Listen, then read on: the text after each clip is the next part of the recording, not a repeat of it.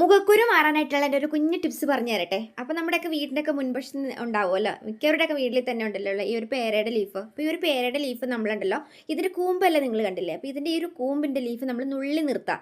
അപ്പോൾ നമ്മൾ ആവശ്യാനുസരണം നമ്മൾക്ക് നുള്ളി നുള്ളി നിർത്തിയാൽ മതി. അപ്പം ഇതുപോലെ നല്ല കൊല കുത്തി ഇതിൻ്റെ നല്ല കിളിന്ത് ലീഫുകൾ ഇങ്ങനെ വീണ്ടും വീണ്ടും വരും. അപ്പോൾ ഉണ്ടല്ലോ നമ്മൾ ഈ ചില ആളുടെ മുഖത്തൊക്കെ ഇങ്ങനെ, അത് ബോയ്സിനും ഗേൾസിനും ഒരുപോലെ യൂസ് ചെയ്യാവുന്നുള്ളൂ കേട്ടോ, ഈസിയാണ്. അപ്പോൾ നമ്മുടെ ചില ആളുകളുടെയൊക്കെ മുഖത്ത് ഇങ്ങനെ മുഖക്കുരു വന്നിട്ട് ഇങ്ങനെ പൊട്ടാതെ നിൽക്കും അല്ലേ, ഈ മുഖമില്ലാത്ത കുരു എന്നൊക്കെ പറയും.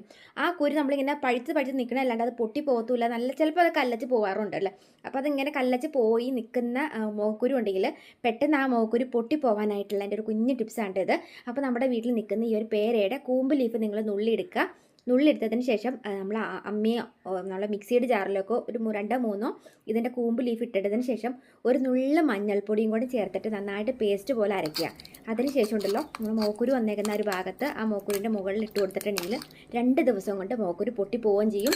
പിന്നീട് നിങ്ങൾ അടുപ്പിച്ച് 1-2 ദിവസമൊക്കെ തേച്ച് കൊടുക്കുകയാണെങ്കിൽ ആ മോക്കുരു വന്ന പാടും പെട്ടെന്ന് മാറി കിട്ടും കേട്ടോ. അപ്പോൾ ബോയ്സിനാണ് തേക്കുന്നതെങ്കിൽ മഞ്ഞൾ ഒഴിവാക്കിയിട്ട് ഇതിൻ്റെ ഇല മാത്രം അരച്ച് പുരട്ടിയാൽ മതി. ഗേൾസിനാണെങ്കിൽ മഞ്ഞൾ ധൈര്യമായിട്ട് തേക്കാം, ഒരു കുഴപ്പമില്ല. ഇപ്പോൾ ബോയ്സിന് മഞ്ഞൾ തേക്കണം എന്നുണ്ടെങ്കിൽ ഒരു നുള്ള മഞ്ഞൾ ചേർത്താലും കുഴപ്പമൊന്നുമില്ല കേട്ടോ. അപ്പോൾ വീഡിയോ ഇഷ്ടപ്പെട്ടിട്ടുണ്ടെങ്കിൽ എല്ലാ ഫ്രണ്ട്സിൻ്റെ അറിവിലേക്ക് ഷെയർ ചെയ്യാൻ മറക്കരുത്.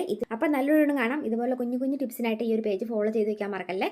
അപ്പോൾ നല്ലൊരു കാണാം. ബൈ.